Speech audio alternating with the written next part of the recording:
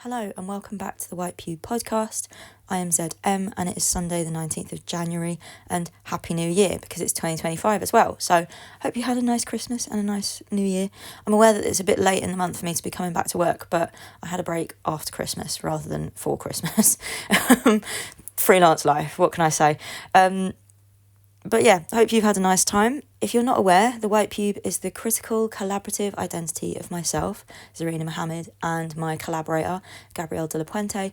Gab's up in Liverpool, I'm over in London, and between us, we write about art and exhibitions, but also culture at large, like video games, books, music, films, theatre, whatever takes our fancy on any given Sunday. We publish the written versions of the texts on thewhitepube.com or .co.uk, and this audio feed is where we put recordings of the texts so you can listen to us, the writers, read our own words in our own voices, if you prefer to read with your ears rather than your eyes. Same difference. This week's text is a story, kind of, about an exhibition that's about property and inheritance. It is about grey, unpleasant land, an exhibition by Sophia, Maria and Lydia Ourahmane that was on at Spike Island. I believe today, Sunday the 19th, is the day that it closes, which I am sorry for because I don't normally like writing about things that have closed or are about to close. I like to give you a little bit of a chance to... It just feels sly to write about something and then be like, and I get the last word because it's closed. I think that's not very generous as a critic, but because of my time off, I couldn't quite make this land any time earlier.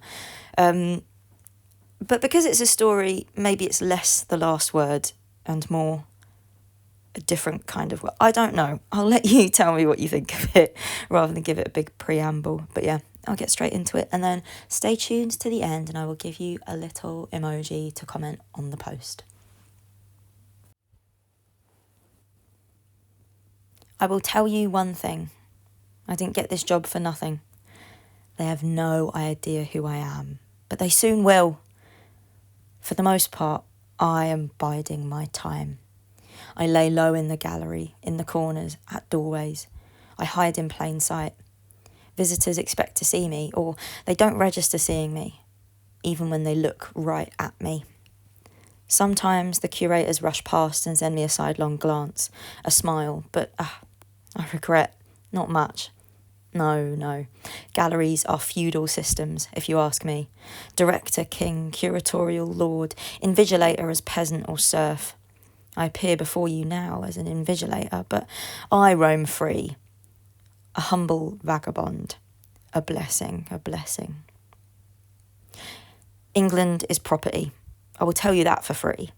Land sovereignty, the feudal system, William the Conqueror, 1066. It all goes back to the Middle Ages. It always does. It goes country, land, property, people. William the Bastard stormed in from Normandy, confiscated land and property from those sheepish Anglo-Saxons, granted it instead to his own lords and few English friends. The land was a kind of payment in exchange for fealty, pledges of allegiance, oaths sworn over sainted relics, in acceptance of William's kingship. The lords were vassals, subservients, subordinates. They only got the land because they accepted William as their superior. Land got parcelled up into hierarchies. You see? Yes, one man sits above another. The supremacy of the English crown. A legal fiction, but nonetheless. By the time of the Domesday Book, some 20 years later, there was no allodial land left in England. That is, land without a supreme or superior landlord. Every square inch of this god-forsaken island had been sized up and handed out to some kneeling lord. The lords held the land by the grace of the king. They gave out their land to main lords, who were their vassals in turn, to voits, to esquires, to gentlemen, to yeomen, to husbandmen, on and on downwards, until it reached the peasants and serfs. Land is gifted in exchange for services and incidents. obligations due from the vassal to his lord, rights held by the lord over his vassal. Rent, labour, military services, ecclesiastical services, forms of tenure, not ownership. No one person could claim absolute ownership over a parcel of land, save the king. The feudal laws of Esquiat grants the king his supremacy. If a lord or tenant dies without an heir, the land returns to the crown. If an heir wants to take possession of his fief, as in his inheritance, he must pay a tax to license this possession. Because, you see, land is granted by the king in return for service and allegiance. There is no reason you should receive land without providing a form of service yourself. Your modern understanding of ownership, where an item or object belongs entirely to you yourself, this is not helpful or germane. Land, lordship, the spatial fragmentation of this country along the fault lines of proprietary interests. I have time to contemplate this all from my corner of the gallery. Yes, it is all very unpleasant, but there you are. I contemplate the work too, as that is part of my job. If you, a visitor, were to approach me and ask for a guiding hand around the space, I would be contractually obliged. I would say, "Welcome and behold, an exhibition by two artists, Sophia and Lydia Ourahmane, titled Grey and Unpleasant Land, a sly artistic inversion." Yes, this exhibition is about nationhood and a nation's mythologies. As you walk in, a stack of papers, September issues of the Spectator magazine, open on a page with an unusual advertisement. Terra nullius, it reads. That is, nobody's land. A land without a lord. I might fail to mention that lack of allodial land, the parcelling up of every square inch of England, the fact that by law land must have a lord, but perhaps we esteemed colleagues might understand this all as a motivation for the advertisement's call to action. Seeking English landowners burdened by carrying costs to participate in an endeavour of artistic significance. And then a phone number with a Bristol area code where this very gallery is situated. Yes, well spotted. The rest of the work from here appears to us in pairs. Fly tip, a series of objects scavenged from the streets, illegally dumped and left for dead. The artists have commandeered them and vacuum sealed them in enormous elf-bar bags. They take on the shape of monstrous Cronenbergian sculptures. What was once a sofa is now gnarled and whipped into a ghastly aluminium-wrapped, jagged form. And here, a board, a sink. If you glance to the other side of the gallery, you might spot a set of drawn red velvet curtains hanging on the wall. Rescued from a bin outside 44 Kinnerton Street, Belgravia. The house was in the middle of an estate clearance. Its former owner, Ghislaine Maxwell, had been arrested. Her family were trying to raise funds by selling the house. Curtains and sofa, dumped on the street. Different, the same. Disposal is disposal is disposal. Another pair. Framing device 1 and framing device 2. The carrying frame, support frame and handling frame, as well as the wall text framing it all contextually for a pre-Reformation masterpiece, the Wilton diptych. The painting itself is not present in this gallery. I believe it to be somewhere deep in the National Gallery's storage facilities, but you should see it. A fold-in panel from the 13th century, made for King Richard II. It depicts Richard kneeling before the Virgin, Christ Child, and a crowd of angels, flanked by 3 saints, John the Baptist, Edmund the Martyr, and Edward the Confessor. All 3 saints were the subject of the king's intense devotion. Edmund and Edward were patron saints of England and former kings. Richard owned relics of John the Baptist. You will understand. I mean, owned in the modern and medieval sense, for the king owns all. On the back of the panels, a white hart, Richard's emblem, sits with a golden chain and a golden cuff around its neck. On the front panel, the angels and Richard are wearing matching white hart badges. The angels and Virgin are robed in blue, an expensive colour. It consumes almost the entire right-hand panel. The panel is interesting in its absence. This altarpiece that depicts king and god, sainted kings, angels, heralds. We remember that kings like Richard believed in their divine right to rule, their sovereignty sanctified by God himself. A blessing that couldn't save his life, for it was Richard's tyranny that led to his downfall, abdication, imprisonment and death. But isn't it an interesting sleight of hand that we speak of the absent panel when surrounded by the panel's implements, tools, items and marginalia? Over on the other end of the gallery, a third pair, a palette of Scottish sandstone from the same geological seam as the stone of Scone. Have you heard of this stone? You should know it, you godless English. It was used as a throne to crown Scottish kings, stolen in the 13th century by an English king, Edward Longshanks, Hammer of the Scots. Ever since then, it has sat under the coronation chair in Westminster Abbey. Symbolic, is it not? Edward Longshanks invaded Scotland, won, rode to Berwick, forced the Scottish barons to swear fealty to him. The subjugation of Scotland beneath an English king represented in the capture of this stone, for it to now sit under the chair of all English kings forever. You know, the stone of Scone is rumoured to be the stone of Jacob. According to the book of Genesis, Jacob tricked his older twin brother out of their father Isaac's blessing of the firstborn, and so tricked him out of his inheritance. Jacob fled, making his way to Haran. He stopped for the night in Bethel, taking a stone and laying his head on it to sleep. He had the most unusual dream, seeing a stairway to heaven full of angels, and the voice of God proclaims that he will give to Jacob and his descendants the land on which he was lying. When he woke, Jacob consecrated the stone and declared Bethel to be the gate of heaven. That is the same stone that rests under the English king's chair, apparently. But how could it be when this ton of Scottish sandstone was quarried from the same place? Perthshire, not Bethel.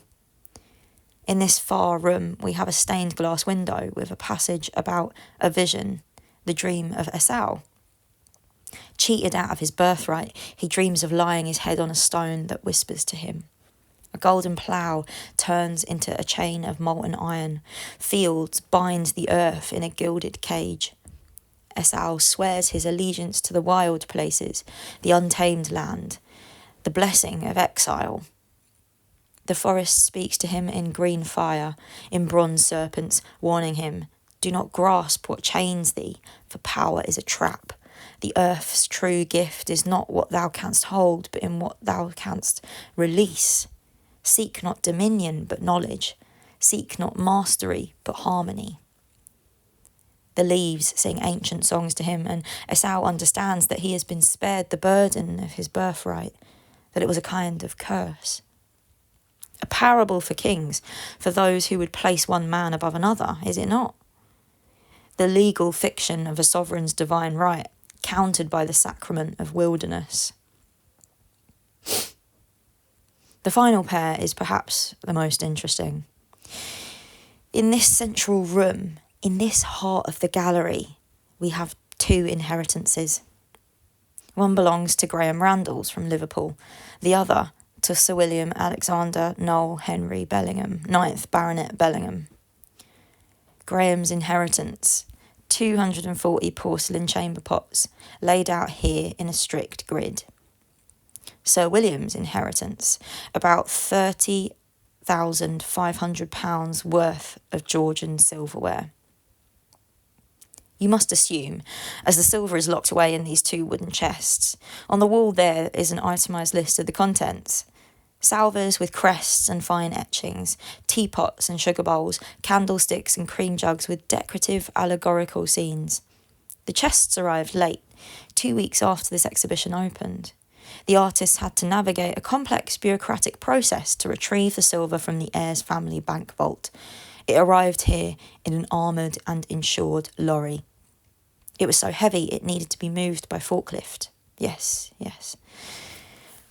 Maybe this is my opportunity to confess to you. If you were an ordinary member of the public, I would say, only the curators have seen the silver with their own eyes. I couldn't open the chests for you. They are padlocked shut. The keys reside someplace secret. Technicians have taped the chests shut, so creating a kind of seal that would alert security of any breaches. We are only a humble gallery, but our artworks must be kept safe.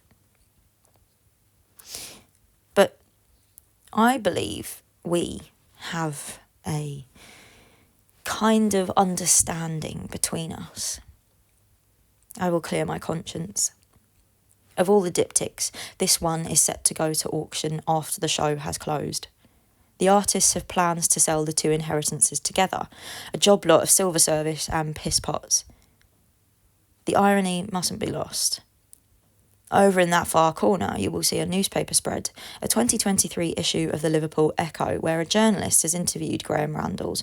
Graham admits he has been trying to sell the chamber pots on Facebook Marketplace, but has had little luck in shifting them.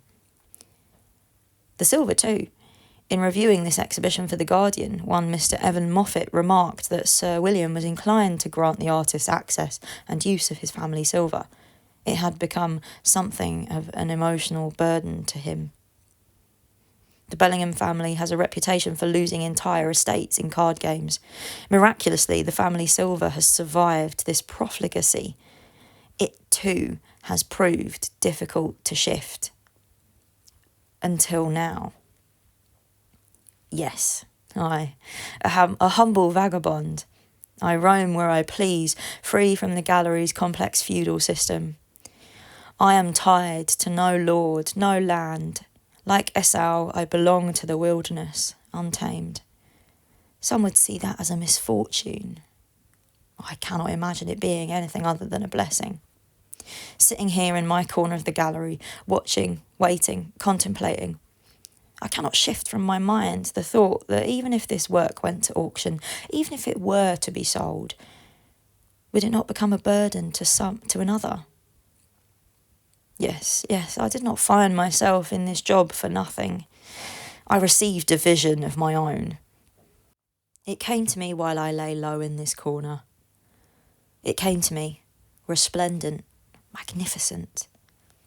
Under the cloak of darkness, I stole into the secret place, happened upon the keys to the chests. The tape lifted, and I beheld the treasure within, was near blinded by the horror of it. A fiery forge melted the silver, my own arms hammered and struck it into a new shape.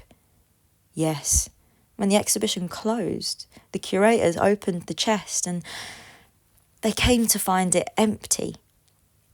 They found themselves free. Many secrets were revealed to me, secret shapes, secret knowledges. A voice in this mystical vision told me that the artists made this exhibition for a purpose higher than that of standard exhibition and display. Look closely. It is a map. The silver, the stone, the panel. Treasures, burdens, chains. A forge waits for them all. Well, it is but a vision. A joke, you see? I am only the invigilator, one who comes and goes as he pleases. But maybe.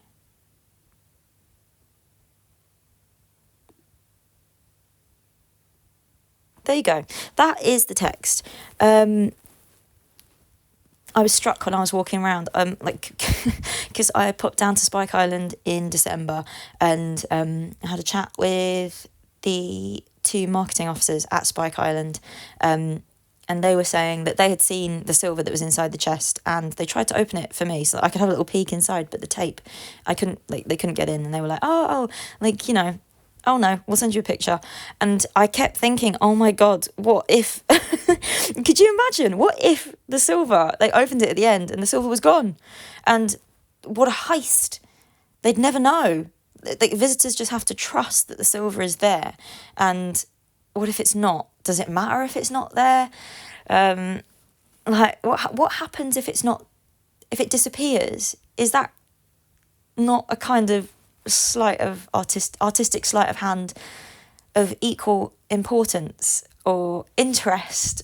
I thought that would be a really, that I found that thought really compelling, and I think that was really interesting, to be compelled by a theoretical, hypothetical incident after, like something added on to the artistic intervention of like getting the silver out of the vault and putting it in the room next to those chamber pots. I found the idea of a disappearance also equally compelling. It reminds me of that story about, I think it's from the 2000s, where there was a Cy Twombly canvas, a blank white canvas, this diptych of 2 blank white canvases on the wall in this French museum, and this woman put on red lipstick and kissed the canvas because she felt that they were inviting her to perform this artistic act of a kiss. And, on one hand, that's an artistic intervention, but on the other hand, it's also like multi-millions of pounds worth of damage. Like, the conservators couldn't get the lipstick out of the canvases, and they can't really replace the canvas because Cy Twombly's dead. So, like, if they replace the canvas, is it the same thing? Is it like, they've got to kind of lift the lipstick out rather than, replace the canvas. But the artwork is forever marked by this artistic act in response, which adds to the work, which subtracts from the work's value, but adds to its conceptual value, or like its conceptual mythology. I've been thinking about that, and thinking about the idea of its disappearance, because I think this show is interesting on its exploration of nationhood and nations' mythologies and what it means to be British.